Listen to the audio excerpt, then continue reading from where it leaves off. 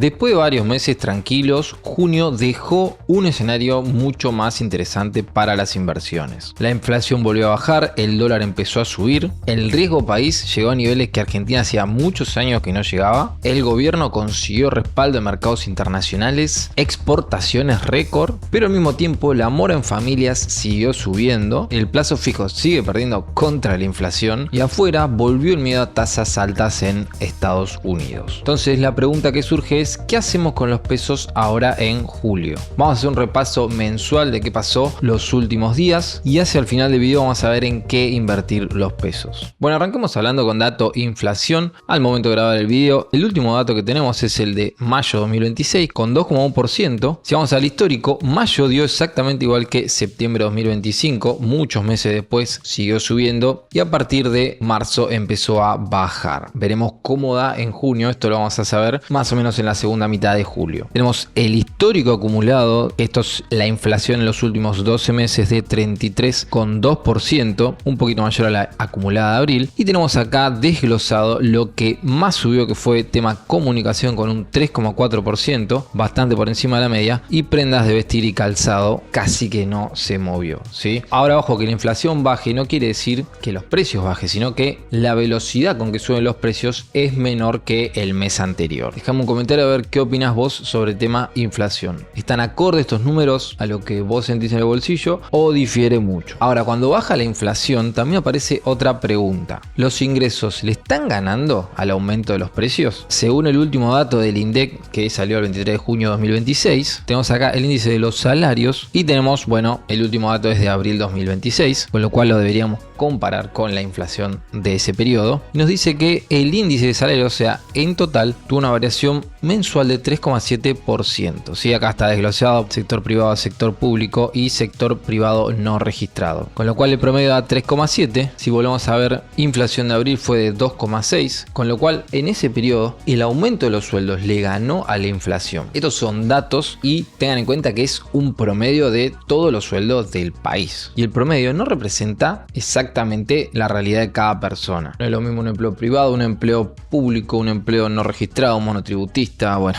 hay millones de trabajos, pero bueno, realmente estos son simplemente datos y a veces pueden o no reflejar lo que pasa en la realidad de cada uno. Me gustaría saber qué opinan ustedes en los comentarios. Pasemos a hablar un poco de cómo está el dólar hoy, porque durante varios meses se mantuvo estancado, planchadísimo, pero en junio empezó a moverse una banda. Miren, acá en la página de dolarito.ar tenemos la cotización histórica de los últimos 6 meses. Miren esto, 2 de enero 2026, principio de año, dólar en promedio 1.500 pesos. Pasan los días, pasan los meses, estuvo subiendo y bajando en 1.400 más o menos y después empezó a subir y hoy está zona 1.500, casi exactamente el mismo número que en enero 2026, una locura. Y vean que al momento de grabar este video está todo en zona 1.500, te diría un poquito más, 1.510, 1.520, por ahí. Ahora pongámoslo un poquito en perspectiva. ¿El dólar subió? Sí, pero eso significa que hubo una corrida y no necesariamente. Puede ser un reacomodamiento, puede ser algo que sea consistente en el tiempo, bueno, eso lo dirá la historia, pero es clave tener en cuenta que ya se está empezando a mover un poco, no tanto como en los últimos meses, con lo cual quizás es interesante empezar a ver a inversiones dolarizadas volver a verse dentro de nuestra cartera, porque en dólar bajando o dólar planchado siempre convenía, por supuesto, hacer tasa en pesos, pero eso tiene un riesgo de que se dispare el tipo de cambio, como está pasando ahora, de que quizás todo lo que ganas en pesos hubiese sido lo mismo tenerlo en dólares y no hacer nada, o mismo esos dólares invertirlos, que vamos a ver más adelante. Ahora hablemos un poco de actividad económica, pero sin hacerlo demasiado técnico, así lo entendemos bien. Los últimos datos, que bueno, también son del 23 de junio, tenemos el informe del primer trimestre de este año. Tenemos una variación interanual del PBI, o sea, aumento del 2,3%, y si lo desestacionalizamos de 0,7%. Y vean que si lo segregamos está bastante desparejo, porque tema consumo, bueno, creció más o menos dentro del promedio, inversiones bajó 11%, y acá hubo más exportaciones que importaciones, que esto lo vamos a ver en un ratito, un poquito más en detalle, que es un buen dato. Pero en general hay sectores muy fuertes como agro, minería, energía y exportaciones, pero hay otros sectores que sufren sufren más, como industria, comercio, consumo, y las pymes están bastante golpeadas. Por eso podemos hablar de la economía como a dos velocidades, porque la macro están mostrando buenos números, pero desde abajo mucha gente sigue sintiendo que no alcanza con esto. De hecho, la mora en familia sigue estando en récord histórico. Hay mucha deuda en las familias acá en Argentina y eso es un dato muy fuerte y que duele en el bolsillo. Dejame un comentario a ver si tenés esa sensación o está mejor. Al margen de esto, el mercado internacional se volvió bastante más optimista con Argentina. Superávit fiscal, superávit comercial, riesgo país bajo y respaldo de organismos internacionales. De hecho, el último dato de mayo nos dice que tuvimos un resultado financiero de 478 mil millones, producto de haber tenido un resultado primario de 1.900.000 y después de haber pagado esta torta de intereses. Esto significa que Argentina le sobró plata y realmente no es un dato menor. Si vamos al dato de comercio exterior, tenemos un superávit de 3.500 millones, con lo cual tuvimos muchas más exportaciones comparado al periodo anterior, un aumento del 34%, y las importaciones bajaron un 7%, con lo cual se logró este saldo comercial favorable. Tercer punto, riesgo país en Argentina, bajo números históricos, 418 al momento de grabar este video, y esto es bueno con respecto al exterior, ¿sí? Con cómo nos ven los mercados internacionales, porque cuando baja el riesgo país, el mercado exige menos tasa a Argentina, tenemos crédito más barato, y esto por supuesto está íntimamente relacionado con el valor de los bonos argentinos porque suben de precio. Sumado a esto, tenemos que el Banco Mundial otorgó una garantía por 2.000 millones de dólares a Argentina y el BID también una por 550 millones. ¿Y por qué esto importa? Porque Argentina necesita volver al crédito y tener crédito barato. ¿Para qué? Para poder afrontar sus deudas e incluso cambiar deuda cara por deuda más barata. Y eso impacta directamente en bonos y en las expectativas del mercado. Cuando el mundo vuelve a prestar a la Argentina, en líneas generales se interpreta como que el riesgo de default baja. Esto no quiere decir que Argentina sea Suiza, pero es una señal positiva que significa que el mercado está comprando una historia de normalización. Pero esto no quita que mañana pase algo y cambie todo y la película haga así. No se olviden que estamos en Argentina. Y otra cosa que pasó en junio también que me pareció interesante, y estamos hablando más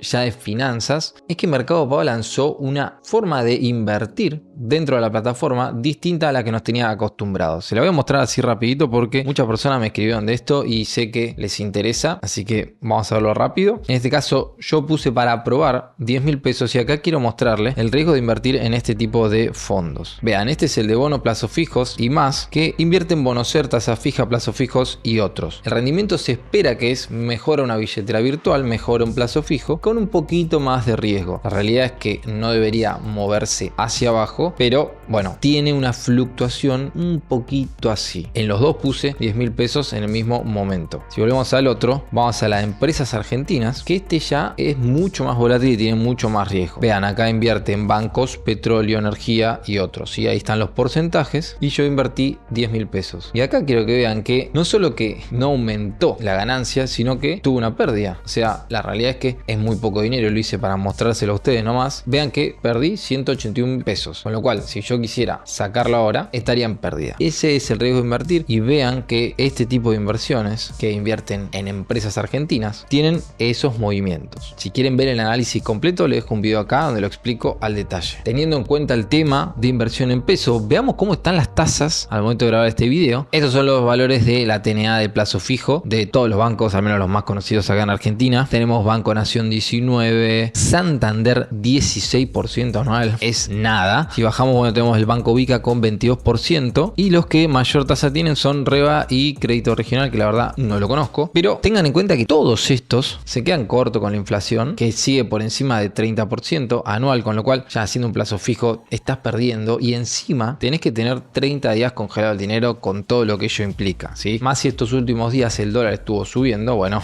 vean el riesgo de invertir en un plazo fijo. Y antes de pasar a la sección en qué invertir, veamos un poco contexto internacional y un poquito de cripto. Miren, el S&P 500 sigue en máximos históricos y por supuesto la mayoría de las acciones que subieron en los últimos tiempos son tema de tecnología. La inflación en Estados Unidos volvió a subir, vean que la última publicación fue el 25 de junio, tenía una previsión de 4,1, obviamente esto es anualizado, ¿sí? Son los últimos 12 meses, pero teníamos una anterior de 3,8, con lo cual subió. Esto para Estados Unidos es un montón. Obviamente nosotros capaz que esta inflación la tenemos en un mes, pero bueno, piensen que para ellos es un montón. Y también la Reserva Reserva Federal mantuvo la misma tasa, ¿sí?, de 3,75, que lo viene haciendo los últimos meses, y de hecho estuvo medio manifestando de que la van a subir. Y cuando pasa esto, cuando la tasa de Estados Unidos se vuelve atractiva, muchos inversores prefieren ir a lo seguro, con lo cual eso le puede sacar demanda a activos más volátiles, como por ejemplo el S&P 500, ni que hablar Bitcoin, y bueno, las acciones en general. Y yendo un poquito al tema cripto, así rápido por arriba, venimos con Bitcoin en baja, pero fuerte. Vean que, miren, el 5 de octubre de 2025 tenía su pico en $126.000, y desde ese momento hasta ahora bajó un 50% en menos de un año. Esto tiene que ver mucho con tema macro, con lo que vimos recién de Estados Unidos, de las tasas y demás. Y bueno, como ustedes bien saben, tema Bitcoin, tema criptomonedas, es algo muy riesgoso si van a invertir, porque realmente ahora está, si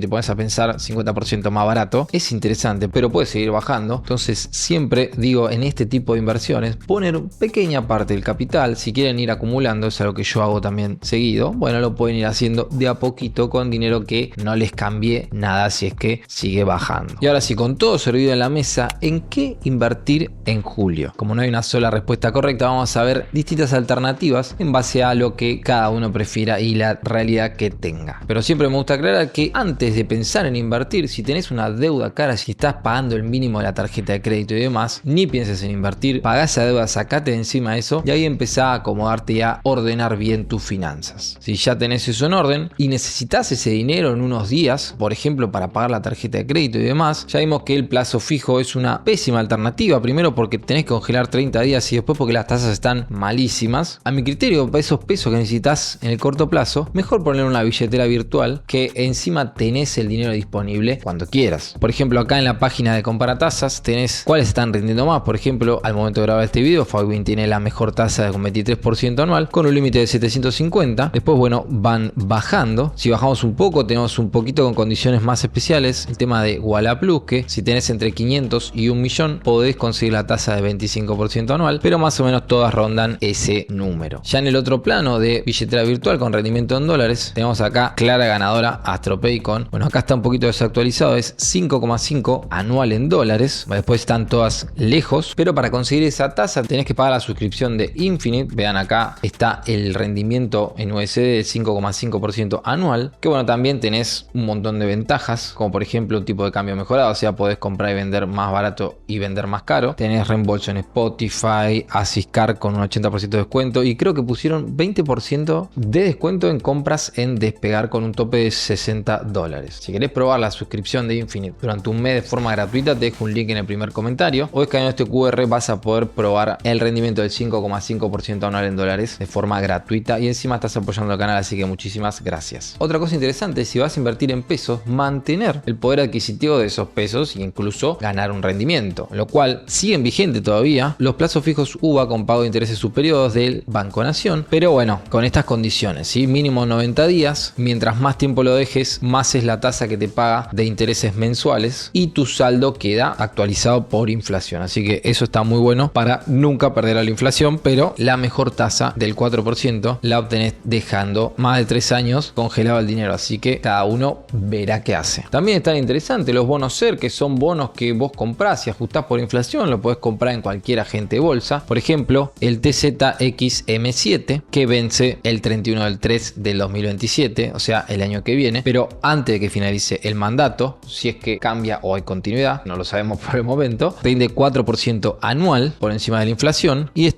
TZX28 vence en 2028, a mitad de año, y rinde un poquito más. Tengan en cuenta que este es después de las elecciones, con lo cual puede haber continuidad o no, y ahí se ve el riesgo. Por eso es que hay tanta diferencia entre el rendimiento de este con el anterior. Sin embargo, son los dos bonos SER que ajustan por inflación. Y ahora que el dólar se está moviendo un poquito más, me resulta interesante pensar más en este tipo de inversiones, que son las obligaciones negociables, porque te permite tener una renta fija, saber cuánto vas a cobrar y además mantenerte dolarizado. Si hay una devaluación, zafas, tu poder adquisitivo se mantiene en el tiempo. Al momento de grabar este video, el promedio ronda entre 6%, 5%. Bueno, las que están por fuera son más riesgosas, así que no les recomiendo ni siquiera que las miren. Pero por ejemplo, esta MGC, vamos a verla un poquito más en detalle, es de Pampa Energía, una de las empresas más grosas acá de Argentina, que vence el 2034. Por supuesto que la podés vender antes de ese momento, la podés vender en cualquier horario hábil, pero bueno, con la variación de precio entre medio. Así que si justo en ese momento bajo de precio, puede ser que pierdas un poco de dinero. Al momento de grabar este video, rinde un 6,83% anual en dólares y paga cada 6 meses $3,94 por cada 100 nominales que hayas invertido. Esto es un análisis muy rápido que estamos haciendo acá. Si querés ver cómo analizar una obligación negociable, recordá que no es una recomendación esto, te dejo un video acá arriba donde lo explico más en detalle. También tenemos bonos argentinos que por supuesto también están dolarizados y cobras renta anual en dólares. Tenemos el AO38 que está rindiendo un 9,24, que es el que más rinde al momento de grabar este video, y el que menos rinde es el AO27 porque el vencimiento es antes y este te paga mensualmente. A mi criterio hoy pagan